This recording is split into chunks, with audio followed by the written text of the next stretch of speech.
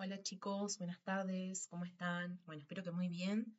Yo por acá les voy a dejar dos grabaciones, las voy a hacer en diferentes momentos, así que les van a quedar separados. Nos quedaron dos textos de psicoanálisis, aparte del que vamos a estar trabajando hoy, de Notas del Inconsciente, y es Alegato por una cierta cientificidad en momentos de crisis de los santos. Y también tenemos para trabajar, ya les digo, la eficacia de la psicoterapia psicoanalítica, rumores, certezas y controversias, una década después de Schedler, que es de Celis. Bueno, un poco para organizarnos, la idea de este videito, intentar que sea lo más corto posible, porque bueno, es una lectura linda, corta, pero hay algunos puntos que me gustaría como explicarles, así que la idea es ir siguiendo como una lectura de algunos fragmentos y poder ir comentándole algunas cosas para que se les facilite un poco más el estudio, ¿está? Así que bueno, vamos a empezar. O bien acá el diciembre mal escrito, no a saber en qué momento y en qué hora escribí esto. Pero bueno, empezamos. José Enrique de los Santos es un psicoanalista, terapeuta e investigador clínico uruguayo. Si bien no, o sea, este texto, digamos, no lo escribe a nivel general y no habla del psicoanálisis en Uruguay, me parece interesante cuando empezamos a hablar de un autor que no es muy conocido, saber de quién estamos hablando, porque hace un poco a que podamos entender por qué ciertas posturas. En este texto busca hacer un análisis crítico de lo que se dice sobre el psicoanálisis al momento de su escritura, que dijimos que era de 1997, eso es importante también, aunque bueno, entiendo que si está en el programa de teorías psicológicas es porque de alguna manera está como actual, ¿no? O por lo menos se entiende que está haciendo una crítica todavía. Todo esto que él dice hoy en día es tomado como crítica. Se habla de crisis del psicoanálisis como un resultado de un periodo histórico que aparece como el fin de la modernidad, donde el hombre es el centro. Y acá un poco nos pone, digamos, en un lugar de cómo el periodo histórico en el que estamos y cómo estamos viviendo ahora hace que ciertas corrientes o ciertos pensamientos entren en crisis justamente. Crisis en términos de que hay que empezar a cuestionar, ¿no? De que no puede darse como algo eterno y que no se mueve, sino que sí va a ir empezando a cambiar de acuerdo al momento histórico. Porque obviamente entendemos que las personas tenemos diferentes necesidades a medida que pasa el tiempo. El autor comienza planteando que la sensibilidad y el pensamiento de la época puede incidir en este proyecto del psicoanálisis y habla de su preocupación sobre la crisis civilizatoria y la crisis de subjetividad. Entonces ahora vamos a ver a qué refiere con estas crisis para poder bajarlo a tierra, digamos, con lo que a nosotros nos compete. La psicología postmoderna se basa en el uso de una gama de metodologías diferentes en lugar de un enfoque singular. Es decir, en la posmodernidad van a aparecer un montón de otras metodologías que están por fuera del psicoanálisis y de alguna manera su objetivo es abarcar la complejidad de la realidad y evitar una simplificación excesiva, es decir, que hayan diferentes enfoques para diferentes problemáticas que presentan las personas. Y en este posmodernismo desafía un enfoque sistémico y analítico para la comprensión de la psiquis humana como intrínsecamente defectuoso por la imposibilidad de tomar una posición separada o objetiva y favorece en cambio, una posición transmutable que puede mantener la posibilidad de tomar la posición conceptual de un yo que está descentrado. Un poco acá hace referencia a cómo van a empezar a aparecer otro tipo de posición, un poco llevando a la objetividad. Esto tiene que ver con el positivismo y el método científico, ya hemos hablado sobre eso. Entonces, nada, aparecen, digamos, estas otras corrientes para marcar esta diferencia y ahí eso es uno de los aportes, entre comillas, a que el psicoanálisis entre en crisis. Antes hablábamos de una crisis civilizatoria y una crisis de subjetividad. Entonces, acá un poco la idea es analizarlo. Cuando hablamos de civilizatoria, hablamos de la crisis que tenemos las personas en diferentes ámbitos de nuestra vida. Si nosotros pensáramos nuestra vida como un círculo que se divide en varios ámbitos, como dice acá, vamos a encontrar, bueno, que a veces estamos mejor en uno que en otro. Bueno, acá si lo bajamos a esto que estamos hablando, a todas las personas nos pasa y a las sociedades enteras, ¿no? Al mundo entero, que van a haber crisis económicas, sociales, culturales, laborales, a raíz del sistema económico o socioeconómico que nos rige, que es el capitalismo. Algo estuvimos hablando cuando arrancamos con psicoanálisis, de hecho. Entonces, ¿qué tendrá que ver todo esto con la psicología, ¿no? O con la crisis de la subjetividad. Entonces, la idea es pensar cómo va a afectar al sujeto. Y hablamos cómo la persona puede ser, en este caso, el sujeto principal afectado en estas crisis, desde la afección en cuanto a su economía, sus relaciones y sobre todo su salud física y mental. Y yo les traigo acá un ejemplo como puede ser la pandemia, ¿no? Cómo la pandemia exacerbó un montón de cosas que tal vez ya estaban presentes en la persona, pero obviamente que si hubo, no sé, una baja ahí en la economía, en las relaciones por el confinamiento, y ni que hablar la salud física y mental, se va a ver afectado. Y también hablamos cómo, o vemos cómo aún deja huellas en nosotros, siendo que podemos decir que esto está superado, entre comillas, hace 2 años. Muchas personas están sintiendo como el coletazo de esas crisis. Entonces acá hablamos de cómo se mezcla la crisis civilizatoria y cómo lleva a una crisis de la subjetividad o se entremezclan en todo esto. Aquí es donde entra la psicología, justamente, cuando se afecta la subjetividad, estas formas de pensar, sentir o actuar que tenemos los sujetos, entendida como la expresión más profunda y compleja de las personas, el mundo de su psique y sus emociones, que se produce en sus acciones y relaciones, a la vez que es producida por las acciones del otro en tanto sujetos sociales. Esto nos compete a todos, porque en la medida en que nosotros pasamos por crisis de subjetividad, nosotros no estamos aislados del mundo, sino que compartimos con otras personas. Entonces, esas otras personas también se van a ver afectadas. Es como todo un círculo vicioso, si se quiere. Vamos a una cita y lo vamos a ir charlando. En una parte, me parece interesante esta parte que dice, revolución y crisis en las que el pasado no es garantía del futuro y este tampoco ofrece garantías, donde se intenta vivir un presente recalentado, desconectado del pasado y del futuro, que se desmienten y objeto de culto, y es objeto de culto y obsesión. Esto deja al sujeto en suspenso, porque en suspenso sobre la nada, en una gran crisis de identidad y aferrado solamente de lo instantáneo y lo fugaz.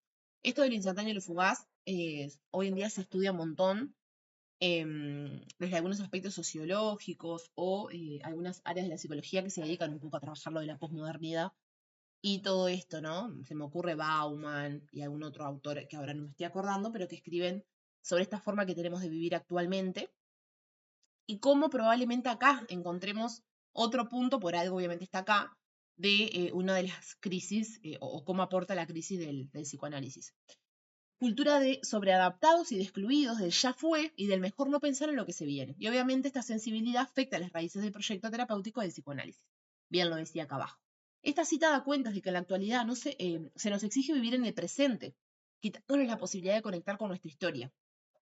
Esto es muy controversial porque si pensamos en otras corrientes, se habla como de psicoanálisis que está más en el pasado, ¿no? En el pasado de la persona, y otras, como puede ser dentro de la tercera ola de cognitivo-conductual, el mindfulness, como para trabajar en el aquí y en el ahora, es necesario para trabajar ciertas psicopatologías, pero no necesariamente refiere a que no se abre nada del pasado de la persona. Creo que eso ya se los había comentado en algún momento, pero cabe destacar que no es que solamente el psicoanálisis trabaja en la historia de la persona, ¿no? Pero bueno, acá obviamente es una crítica o un pensamiento ahí desde el psicoanálisis y trabajando justamente la crisis. Entonces dice que, bueno, que en realidad esta actualidad que nos exige vivir en el presente, quitándonos la posibilidad de conectar con nuestra historia, al psicoanálisis no le viene bien este cambio filosófico debido a su metodología. Por ello también la crisis de identidad, la crisis del conocerse. Hoy, más adelante, atrás, hablaba de la crisis de identidad. Bueno, acá está un poco explicado eso, ¿no? De que en realidad si nosotros no nos prestamos a pensar nuestra historia y analizar nuestra historia, entonces no estamos entendiendo nuestra identidad. Y de ahí en más, si no nos conocemos, las cosas pueden salir bien. Igual destaco o hago énfasis en que con otras corrientes más actuales también se puede trabajar en esto. No necesariamente igual que el psicoanálisis, pero sí con este enfoque, digamos, de trabajar en uno, en la identidad. Vivir acelerado y fugazmente por las exigencias de la sociedad, por lo económico que también influye en lo laboral, y así a nuestra psiquis. Bueno, todo esto es lo que viene influyendo en lo de la crisis de identidad. Según el autor, se debería hablar de crisis de la ciencia si para lo que fue creada no funciona, si no responde ante estos problemas. Y en psicoanálisis no se cumplieron los objetivos, según el autor, que sería transformar, o era en un principio, transformar un padecimiento neurótico o narcisista en un padecimiento común y corriente. Esto no está constatado, lo que sí se constata es la crisis cultural, pero que afecta directamente a la puesta en práctica del psicoanálisis, lo que hablábamos anteriormente. Si hay una crisis económica, una crisis cultural, una crisis social, evidentemente va a afectar a la psiquis humana, pero la persona necesita como respuestas más en el aquí y en el ahora, y no tanto desde la historia. Entonces, desde este lugar hablamos de algo más que afecta a esta crisis. En otro pasaje del texto dice, para no quebrarse ante un embate tan profundo, una teoría debe ser flexible, sobre todo si es como el psicoanálisis, una teoría o ciencia de lo particular, de lo subjetivo, y como tal abierta a un grado variable de indeterminismo, incertidumbre y verdades parciales y provisorias, o mejor dicho, de verídicos decibles. Una teoría así debe tolerar las tensiones del pensamiento en un tiempo de crisis de la racionalidad, de la omnipotencia de la razón y de la estructura, narcisista del yo cartesiano. Ahora vamos a hablar de eso. Pero me parece acá importante cuando dice que una teoría en estos tiempos tiene que ser flexible. Y acá es como, bueno, otra crítica más a tal vez esto de estar muy basados en esa teoría que fue creada en otro momento histórico, donde habían otras tensiones y donde habían otros problemas. Entonces a veces es difícil verlo en la actualidad. La crisis de la racionalidad como crisis en las personas, en lo que son como seres humanos. Hoy, más adelante, a ver, o acá mismo fue. Capaz que lo leí recién. Bueno, lo de la crisis de la racionalidad. Si hablamos de crisis de racionalidad, nosotros, las personas, los seres humanos, somos seres racionales. Entonces la crisis sería de nosotros como seres humanos. Lo que se les permite ser, la incidencia de la tecnología, la deshumanización, la individualización. Son tres aspectos, tecnología, deshumanización e individualización, que tienen que ver con la actualidad y tienen que ver con el sistema capitalista, el consumo y todo lo que hoy nos abarca a todos. La omnipotencia de la razón tiene que ver con el ideal puesto en la ciencia, cómo se deja de creer un poco en teorías que no tienen una base científica. El yo cartesiano, acá les puse como el conceptito para refrescar, el yo como sustancia pensante, por lo tanto como entidad permanente y autónoma, justamente porque antes hablaba de la crisis de la racionalidad. Bien, vamos a ir mechando alguna otra línea del texto y la idea era conversarlo en vivo, pero sabemos que estamos con las fechas ahí, así que por eso se los estoy subiendo grabado, pero un poco esta PPT tal vez estaba más pensada para intercambiar. Pero intento poder explicarle alguna cosita que tal vez no quede muy clara en mi entendido. El psicoanálisis no puede escapar de lo epocal, esto ya lo viene diciendo, ¿no? No puede analizarse si no es en contexto. Y es bueno que no escape, que viva a su modo esa crisis de la época y trate de superarla. Aunque los caminos para hacerlo no sean fáciles, claros y únicos, pese a que el psicoanálisis está habituado a las crisis permanentes. Hablamos de que el psicoanálisis está hace un montón de épocas, o transitó, vivió y sufrió un montón de épocas y hasta ahora se viene superando de alguna manera. Esto no quita que en algún momento pueda desaparecer o que por lo menos queden los conocimientos pero no desaparezca del todo o queden los conocimientos pero no se haga como una psicoterapia a partir del psicoanálisis. Eso podría pasar también. Me parece que un primer paso sería procurar entender el pensamiento y la sensibilidad de este momento histórico. Acá viene la mayor crítica que viene repitiendo hace rato, ¿no? Aunque ello nos lleve a reformular o por lo menos repensar los fundamentos éticos y epistémicos de nuestra ciencia, sin la retención de construir un discurso epistemológico y solo con la intención de examinar las condiciones de producción del saber y la verdad en psicoanálisis. Acá hay dos puntos claves, ¿no?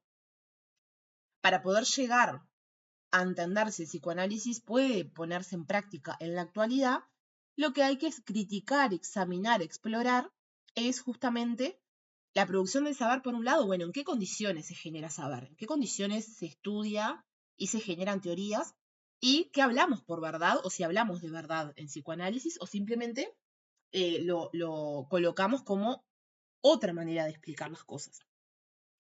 Pero en un discurso donde no se forcluya al sujeto como lo hace habitualmente la ciencia.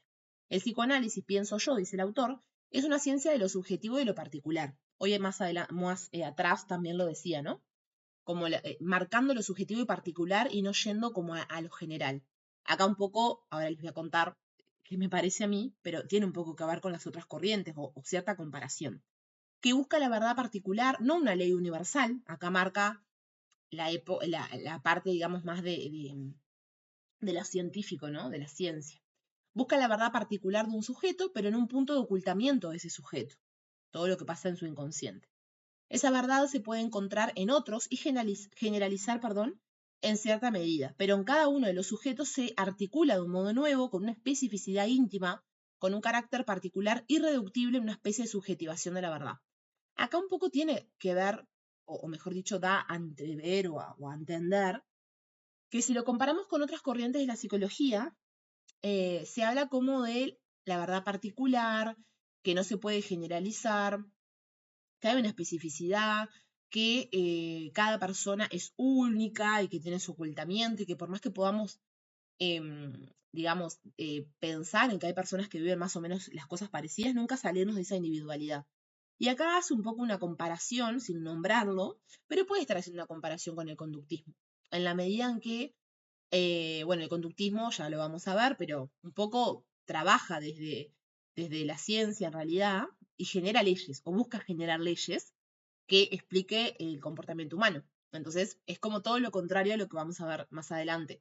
No es tan así igual, ¿no? No tiene que ver con que, bueno, no sé, desde las terapias cognitivo-conductuales consideran que a todas las personas le pasa lo mismo o que nos basamos en las guías 100% y no pensamos más en eso. Sí tenemos guías o sí tenemos protocolos o sí tenemos eh, ciertas formas de tratamiento, pero con eso no significa que no veamos lo subjetivo y lo particular de la persona.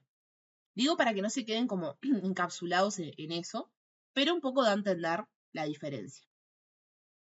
Después más adelante dice, no es una técnica en el sentido de aplicación de procedimientos para obtener un producto determinado, que se cuantifica estadísticamente, ni el analista es un técnico trabajando en una fábrica de producción de salud mental. Acá también lo mismo. Creo que está comparando con otras corrientes más actuales. Obviamente que lejos está de ser un producto de una fábrica, ¿no? Ni que hablar, pero sí por la forma de trabajo de repente el cognitivo-conductual y alguna otra, puede dar cuenta de esto, ¿no? De la diferencia con la singularidad del psicoanálisis. En psicoanálisis, la calidad de los actos se mide sobre todo subjetivamente, en términos de satisfacción o bienestar subjetivo del paciente, más que en resultados numéricos cuantificables. Acá, por ejemplo, podemos ver la diferencia entre poder analizar cómo son, cómo están siendo los productos o cómo está funcionando o no una terapia. En cognitivo-conductual muchas veces se hace una evaluación psicotécnica al comienzo del proceso y luego al final, o cuando consideramos que estamos llegando al final, para medir estadísticamente.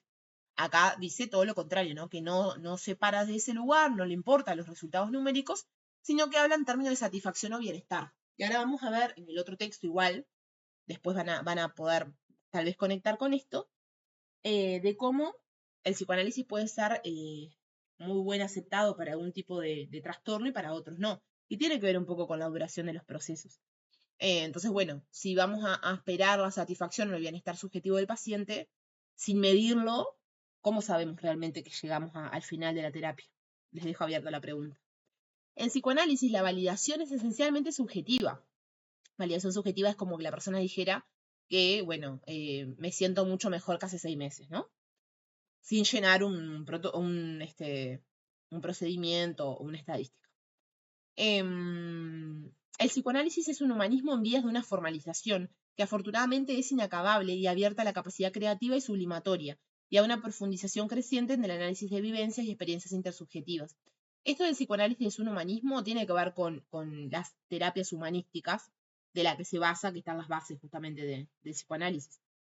La formalización, la cuantificación, la observación exacta y objetiva, el registro, la acumulación de estas observaciones, la tecnificación subordinada al fin utilitario y pragmático, tan útiles en medicina y en las ciencias de la naturaleza, paréntesis, también en cognitivo-conductual, pueden ser un serio obstáculo para operaciones fundamentales en el analista. Por ejemplo, salir de sí para mirarse desde afuera, proyectarse en el otro y identificarse con él para saber qué piensa y qué siente. En una época de crisis de la subjetividad, estos obstáculos podrían acentuar la crisis del psicoanálisis y llevar a una desubjetivación mayor. Me da gracia trancarme acá y no poder reírme con ustedes. Bueno, voy un poquito más arriba porque les quería decir algo. Bueno, acá donde aparece, aparece, digamos, después de los 2 puntos, ¿no? Bueno, va a ser un obstáculo para las operaciones fundamentales del analista. Salir de sí mismo para mirarse desde afuera. Bueno, me estoy desconectando de esto, ¿no? Me estoy desconectando de este momento singular con la persona. No se va a poder proyectar en el otro para saber qué piensa y qué sienta. Acá un poco como que va a afectar la transferencia de la que ya hablamos. Y bueno, esto también va a acentuar esta crisis de la que venimos hablando. Después el autor sigue. Es, pienso yo, una ciencia o teoría subjetiva y no podemos validar sus resultados y operaciones con los métodos de las ciencias objetivas, positivistas, sin entrar en contradicciones e incoherencias metodológicas, lógicas y epistemológicas. Como diciendo, poder podemos, pero si nos metemos en esto, en realidad estamos contradiciendo la base del psicoanálisis, ¿no? Los modelos numéricos de predicción o de líneas tendenciales, por ejemplo, son propios de lo empírico, del positivismo y no de lo clínico e intersubjetivo. Habla también de lo no clínico de las otras psicoterapias, ¿no? Si lo analizan como más en profundidad. Entonces, el cognitivo-conductual se quedaría en términos de predicción y tendencias y no estaría dentro de lo clínico e intersubjetivo. En psicoanálisis, la verdad es un sentimiento que experimenta el sujeto ante la reconstrucción analítica y no un dato registrable. Cuando se habla de verdad de lo que siente el sujeto, que le pertenece y que está bien que así lo sienta. No un dato registrable, cuantificable y trasladable a modelos numéricos. La validación, la verificación, la evidencia y la certeza en psicoanálisis son fundamentalmente subjetivas. No está basado en ninguna tablita, sino que la persona simplemente valida o no que le esté sirviendo el proceso, verifica o no que haya mejorado por alguna técnica o algo que esté aplicando que le ha transmitido, por ejemplo, su terapeuta. Y bueno, y que la evidencia y la certeza del psicoanálisis tampoco se va a medir a través de métodos de las ciencias objetivas. En la base del debate y de la crisis, de toda esta crisis que venimos hablando, también se esbozan dos concepciones de la vida, dos tendencias del ser humano. Por un lado, una que rechaza el exceso que procura restablecer el equilibrio por reducción de una teoría a una verdad, y otra que trata de lograr un nuevo equilibrio provisorio, creando lo que falta, es decir, nuevas teorías, nuevas verosimilitudes parciales y transitorias, pero reconociendo y aceptando esa falta. Parte justamente en dos tendencias diferentes lo que va a decir sobre lo que es la verdad, lo que las nuevas teorías que van a aparecer, que pueden ser nuevas teorías fuera del psicoanálisis o dentro de la misma, ¿no? A veces solamente comparamos con otras, pero puede ser dentro de la misma. Se me ocurre el psicoanálisis vincular, que es el más nuevo. Vamos a ver para conectar con lo que viene después. El pensamiento que avanza por el primer camino suele llevar al dogmatismo, a la idea y a la parálisis, a la crisis con ruptura. Ese camino en psicoanálisis sería el que trata de reformular el régimen de validación que lo sustenta como ciencia, según el propio de las ciencias positivistas. Ciencias entre comillas, pondría yo. El pensamiento psicoanalítico, aunque con honrosas excepciones, procura un modelo más dúctil, más elástico y menos rígido. Pensémoslo al revés. Bueno, si habláramos de lo que no cuenta, por ejemplo, el resto de las teorías psicológicas o de las terapias, no son elásticas, son rígidas por basarse, por ejemplo, en estos modelos de las ciencias positivas o los modelos de las ciencias naturales. Menos rígidos, que sea una aproximación verosímil a la realidad, necesariamente incompleto que sirva sobre todo como indicador.